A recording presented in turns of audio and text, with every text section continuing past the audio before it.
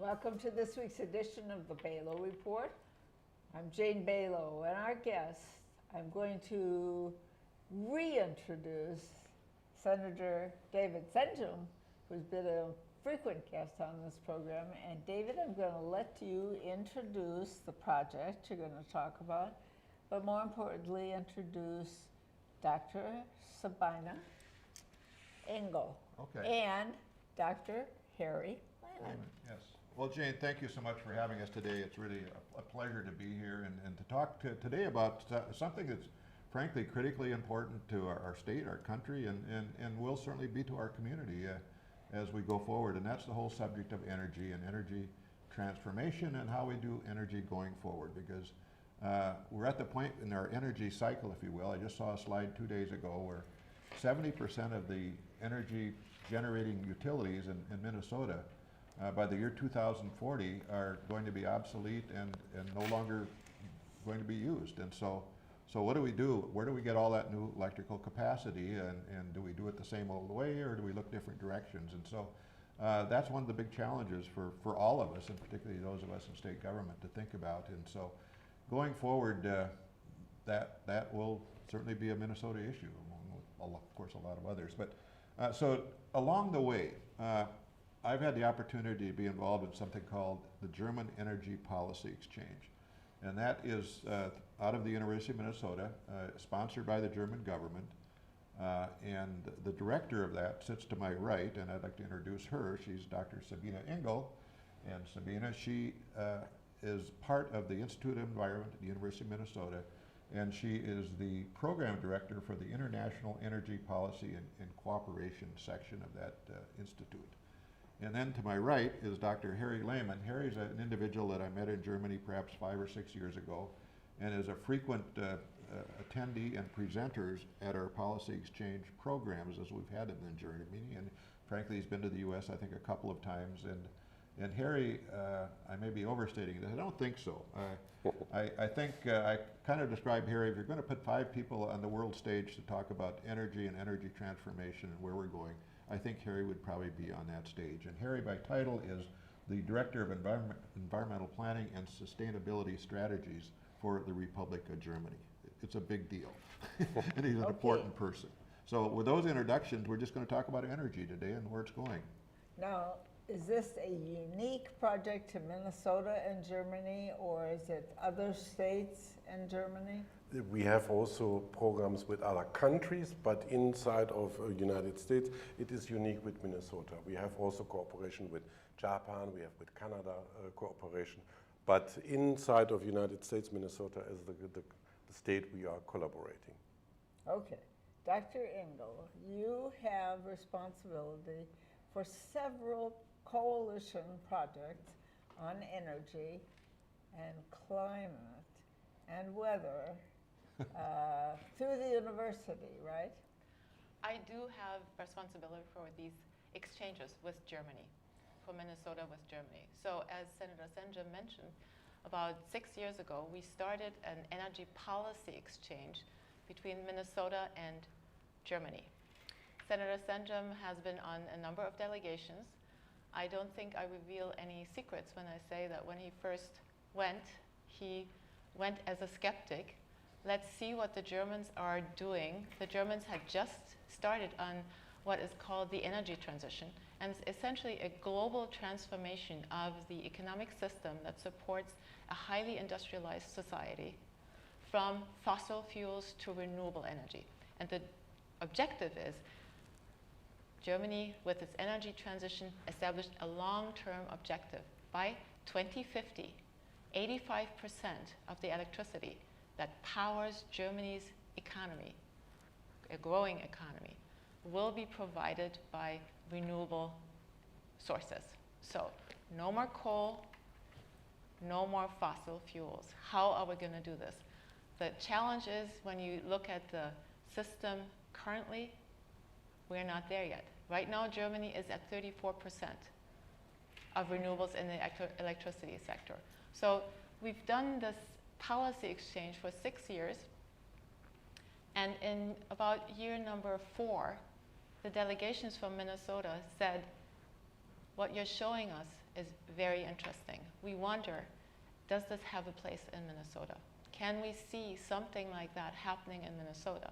Because when we are in Germany, we look at communities, small cities, medium-sized cities, large cities, rural areas, and all of them seem to be doing the same thing, and it seems to work, and it's economically beneficial for these communities.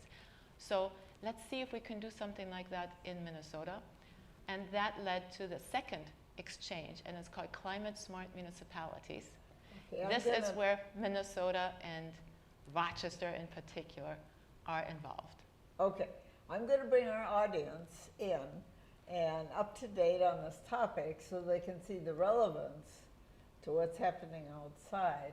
And Dr. Harry Lehman, you have already told me, I was going to say lectured, but you really haven't lectured, told me about the difference between weather and climate. Yes. And we all know from reading our daily newspapers that there's lots of controversy about is there not climate change? Is there not weather? And if it's supposed to be getting colder, it really seems like it's getting warmer. And you said that's the difference between climate and weather. Now, please tell our viewers where this controversy is a fact and what we can do about it. Climate is an average behavior of the globe over years, decades. So you look into the average temperature and the change over decades. Then we have weather. Weather is daily, it changes, it has seasons and all these things. Climate and weather are connected, clearly. If climate changes, then weather will also follow. Let's take an example from Europe. We have an increasing climate temperature on the world. The climate temperature, the world temperature increased by 1.5 degrees. In Germany, we have summers which are very hot and winters which are very cold. And we have also times where there's a lot of storms and rain. And that's the reaction of the weather on the climate change. It can also be that if there are changes in the ice cap of Greenland or of the Arctic ice, that you will have even colder weather in Germany if the climate is getting hotter. So that's due to the regional effects of that. There's a discussion under scientists if or not there is a climate effect. And if you take all scientists of the world, then you can say that 99%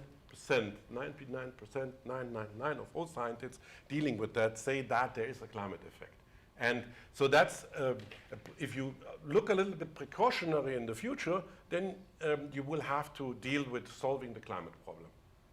If you, I don't know if you like to, Russian roulette, it's a game. You play with a pistol. And Russian roulette? Yeah, Russian roulette, yeah. So, you know, the chance to get killed here by Russian roulette is much bigger than the chance to be wrong with the climate predictions. So it's 1/1,000,000th of chance. It seems to us who live here Yeah. that the summers are hotter and now the winters are going to be colder. Yeah, that's logic. It's But system behavior. that's weather. Yeah, that's weather. But it is a reaction on a climate that the average goes up. For example, we are in this year in Minnesota, as I know, was a very warm year. The average over the whole year was warmer. We even had days, weeks of more of growth of the plants and all these things. And that is a sign for a higher climate, a higher temperature by weather due to a higher climate. Sorry that I mixed that. And that's the situation. There are also regions in the world where it's getting colder by weather, not in average. Let's take the Alps, for example, in Germany. What you have is that you have very warm summers. That means that the glaciers are disappearing. But on the other side, you have very cold winters with a lot of snow there. So that's the extremes are going up. And that's the behavior of such a complicated system like our Earth. And we know, as we have looked into a lot of these computer models and all this data, historical data, we know that we are not allowed to increase the average climate temperature more than 2 degrees more. If we do that, then we will have huge impacts on nature. Forests will disappear, some animals will go to another place, we will have problems with agriculture, we will have even higher storms, more energetic storms, and then it is a risk. So at the moment we are saying on the world situation that we cannot increase the climate temperature by more than 2 degrees from today on. And this can be prevented by changing completely from fossil fuels and from to renewables and energy efficiency. That's the way to get out of these problems. Is Germany in the same latitude and longitude as we are in Minnesota? No, we are a little bit more north. Okay. You are the same height of Italy. So it's, yeah, but why? Well, the reason is I want you to tell us what you're doing in Germany and then how it applies to where we live. In Germany, we started 20 years ago a so-called Energiewende, energy transition. 3 reasons. One reason was that's a technology of tomorrow. We are an exporting country, so we will have to do that. Second reason is we expect, and it happened until now, that these technologies, renewables, energy efficiency, are cheaper than others. And last but not least, also climate change. It's, and the climate change makes the goals. So the goal of decarbonizing German society means that we have to lower the greenhouse gas emissions until 2050 by 80 to 90%. That means we have to be in electricity, in the car sector, building sector, not only the chemical industry, steel industry, cement. And all that started, and we are restructuring completely our economy. And trying to build up an economy, an industrialized country, which is greenhouse gas free, more or less. So.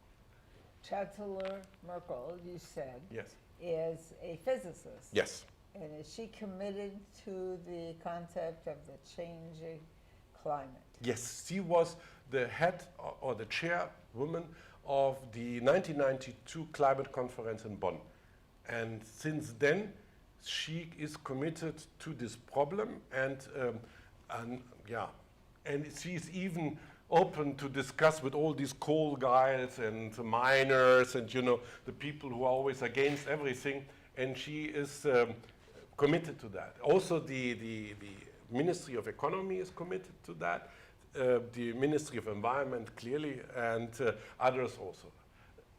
There is a discussion how fast, who is the winner, who is the loser, do I want to have bigger utilities or decentralized electricity, but there's no discussion if or not, there's only a discussion how to do that. Okay, our outgoing president has been taking leadership in the Paris Agreement. Yes. And you're saying that that's not a revocable. Yes. It is. It is not revocable. Yeah. Okay. The reason was in Paris there was the treaty had went into action when 55% of the countries and 55% of the emissions of the world signed the treaty. And in October, 55% was reached. So in November, in the first week of November, the treaty went into effect. Okay. What would be the impact of that treaty on the United States? In principle, it is expected from each country to develop its own strategy to decarbonize its economy. Every country has to do that until the next 4 or 5 years. Then there will be a meeting again where the countries negotiate who is going faster, who is going too slow, and that. But the overall goal is that we decarbonize our society in the next 4 or 5 decades. You're decarbonizing it so that you can turn to renewables. Turn to renewables. Such as wind. Wind, photovoltaic, solar thermal, architecture, then bioenergy, hydroenergy, geothermal, and yes, it's always 8. concentrated solar power. It's in California, they have some installations about that. So these are the 8 technology. And not to forget efficiency, because efficiency is also very important. An average German household needs only half of the electricity than an average American household. So why produce very complicated electricity if I can spare that without losing life quality? Okay, so in Germany, how far are you along with reducing the carbonization? We will reach until 2020, we will, compared with 1990, we will go down by 40%. So the goal of reaching 40% lowering the greenhouse gas emission until 2020 is our first step we have done, and we will reach it in 2020. 1 or 2%, I don't argue that. It's 40% down. And your goal is? 80 to 95 until 2050. That's half of the way we have gone. And the second part of the way, in Germany, we like football, we Halbzeit, you know? It's now Halbzeit. We have to go into the second half of the game. You talk about the evidence of the climate change. Yes. So how long will, if all the parties of this agreement reduce their carbon as much as they plan to, Yeah. how long before you can see that evidence in the climate change? The climate change is there. It's happening already. And if all parties go with their goals, then we will solve the problem of mitigation in this century. That's really a project of the next decades until the end of this century. It's nothing which happens very fast. But to be clear, for countries, that's a market. Last year, the renewable energy market worldwide was the biggest investment place. Countries like China are entering it. I even have seen Rochester in Japan. I was in Japan. There was a conference about energy transition in Japan, and there was someone presenting cities of all over the world, was presenter, and one of the cities which was presented by Christine Linz from the Renewable Energy Alliance was Rochester. So it's you have a huge amount of cities going into that, and a lot of states also. California has raised 50% goal. If you go to North Rhine-Westphalia, they have, which is a state in Germany, has raised a 120% goal. So they want to be, it's an old coal land, now they want to be the state which delivers the most energy to stay as an energy country. If the climate reduces the average temperature more than 2%. No, it goes up, the climate. The temperature goes up, it doesn't reduce it. Climate changes more than changes, 2%. Yeah. What will happen? More than that, then we will have more floods, we will have change of the agricultural system, there will be risk for the agricultural production, there will be also glaciers going away. We expect that the ice system, we don't know it, it's a tipping point, at the Greenland ice could melt, and if the Greenland ice melts, then we will have problems in Europe because the Gulf Stream, which heats up Europe, will be changed. We leave the area of climate of the Earth where we are adapted to living. The humans have, the last 20 years were very nice years. We had more or less average equal climate. If we go to other climate, then we will have huge impact. The sea level can rise 1 meter, 2 meter, I don't know how much, because the numbers we haven't yet done this with the world. So, but even 1 meter, if the sea level rises 1 meter, talk about London, talk about New York, talk about New Orleans or something like that. What happens then if the sea level is 1 meter higher? Then we have huge problems on all coasts, and that's the most optimistic expectation about sea level rise. If you have 5, 8, 9 meters, then parts of the world are inhabitable. But that happens after 2 degrees. And that's the reason why all these countries agreed to stay below 2 degrees. Okay, Dr. Engel, you have several projects that are sub-projects of this in Minnesota. coalitions of different cities and communities. Can you tell us what the goal is? The goal really is to show and to explain or to find out whether what the delegation members observed in Germany, you could only go towards a cleaner economy if you were in a specific location, if you had a specific number of people in your city, if you had a specific microeconomy, if you had a specific governance structure. And the University of Minnesota is not an economic development agency. We are a research university, but we have international connections through the German government to cities in Germany that are emerging as leaders, that are demonstrating that yes, indeed, you can, regardless of your size, regardless of your location, regardless of whether you're in a rural area or in an urban area, regardless even of your microeconomic structure and regardless of your governance structure in a city, you can do amazing things, reducing your carbon footprint and doing something that is really valuable for the local economy. So when we visited North Rhine-Westphalia, with which the state of Minnesota has an agreement to work together on climate issues and renewable energy and energy efficiency measures, North Rhine-Westphalia is a state that has a legacy economy, and it got completely transformed, or is in the process of being transformed. One of the cities, 7,500 people in there, has emerged as the poster child for how to do things in a really impressive way, looking at the city as a system. So it's not only about putting solar panels on every roof or putting wind turbines into a park.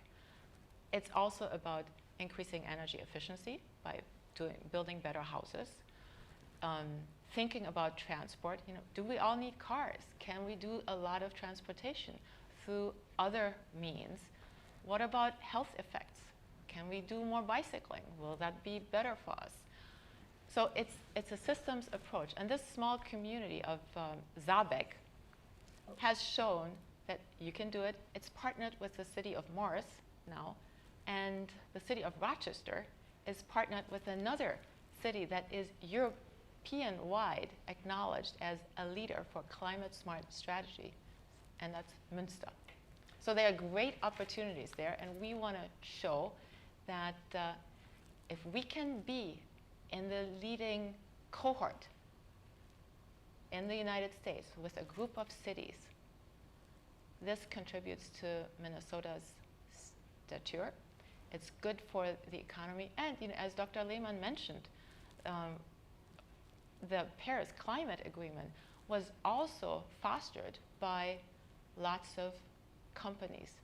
The business community really supported this kind of movement. So when you ask business leaders, they have no doubt about why this is necessary. It's about innovation. It's about mitigating the risk. It's about figuring out how to address the fact that elsewhere in the world, not only in Minnesota, not only in Germany, other people also want to enjoy life with the amenities that we have here in the United States. Okay, Senator Senjem, as a Republican senator, you're one of the leaders in the big legislature. Are the legislative leaders convinced that the climate is changing, as Dr. Lehmann said? Is the governor on board? Tell us what the elected people are thinking. Sure, and I think the governor would say yes, he believes in climate change and so on and so forth. As far as the legislative leaders, it can get a little partisan that way, and I think by and large, and I'll just kind of speak for myself. Sabina Ingalls suggested maybe early on I was a skeptic. Dr. Lehmann's actually, one of the world's experts, and he got into his conversation about climate kind of from a scientific perspective. Most people in the legislature probably don't have time to get into the science of climate change and understand it. And we also know, frankly, that while there are some people over here on climate change or some people over there that would suggest that it's not happening, and so on and so forth. And so how do I come down on this in a more simple sort of way that I can understand? And that is, it's ultimately for me this simple. You know, I don't think we have to rush forward with great speed in terms of this, but I think we ought to move forward. And the idea of a clean earth, I think we all can agree on. For me, the idea that we take from the earth, whether it's coal or oil or natural gas, and burn it for our energy purposes, and that's what we do. I mean, that there's an infinite supply of that, and I'm convinced personally that we can burn it faster than we can than the microbes can manufacture it. So if that's the case, why don't we begin down the journey, if you will, of coming up with ideas, whether it's renewable or anything else, to use less and less of that fossil fuel. It just kind of makes sense. It's what we might call earthly stewardship. I think we need to be stewards of our earth. Who's going to live here 1,000 years from now, and what are they going to have in terms of energy supply if we burn it all up? And maybe it's 5,000. I don't know, but the Earth's going to be around a lot longer than all of us. We need to take care of it. Dr. Harry Lingham. Yes. If you were to give advice to the state of Minnesota right now to stop, I don't think you can reverse the climate change, but to stop the 2% that it's working toward going up, what would it be? What should we do? You're helping educate us because you're telling us about these things. But what would you say, these 4 things that you have to do? Innovation, creating markets for new technology, which is efficiency and renewables. Third is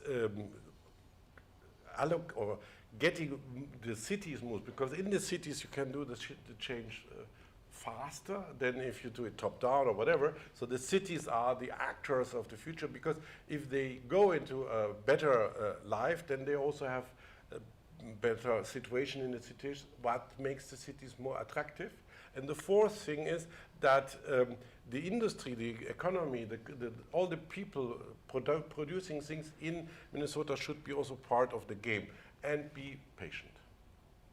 There you go. Judge, I would just add a fifth one because of the remarkable nature of our University of Minnesota. I think continuing research into new ways to provide for these kind of energy. Yes, it's just absolutely key. And if I may chime in on that, the innovation aspect is also that we need to think of how to connect the system, how to think in a comprehensive fashion, so that we're not just thinking in terms of electricity generation, but also in terms of transport and how do we live, how do we move, what do we all need cars? So what materials do we use for building our houses? Okay. So it's all of these things together, and we don't have the answers to that yet. We have 1 minute and 30 seconds left of this whole half hour. And what would your last words to this viewing audience be now? Be optimistic. Be optimistic that we can save the world, stewardship, world, whatever. And it's my way, seeing it optimistic, doing things, and I think Americans are good in doing things. All right, and Dr. Engel? I also agree with that. We need to be optimistic. We need to count on the creativity of people in the cities. The Climate Smart Municipalities project is a great way for these 5 Minnesota cities to be part of this journey. And I am absolutely convinced that all of these 5 cities are going to do something amazing, and we will be able to point to that 5 years from now. Okay, and David, you're responsible for bringing these experts to us and all the information they have that we haven't had a chance to talk about in this half hour, but I know you'll bring them back again, right? Well, Jane, thank you so much for the opportunity. We really appreciate it. No, but what's your advice? Well, we live in a community that itself is going to have to transform its energy. We go off what we call SIMPA, if you will, and that's a coal-fired power plant up in Sherco 3 up in Monticello. in 2030, we go off that. So we're going to have to do something. And what is Okay. it? Dr. Engel from the University of Minnesota, David Senjem from the Republican Senate, and Dr. Harry Lehman from the federal government in Germany. Yes. Thank you, all three. And thank you for our viewers for being with us this week. We'll be with you again next week, same time, same channel. In the meantime, have a very good week and have a very good night.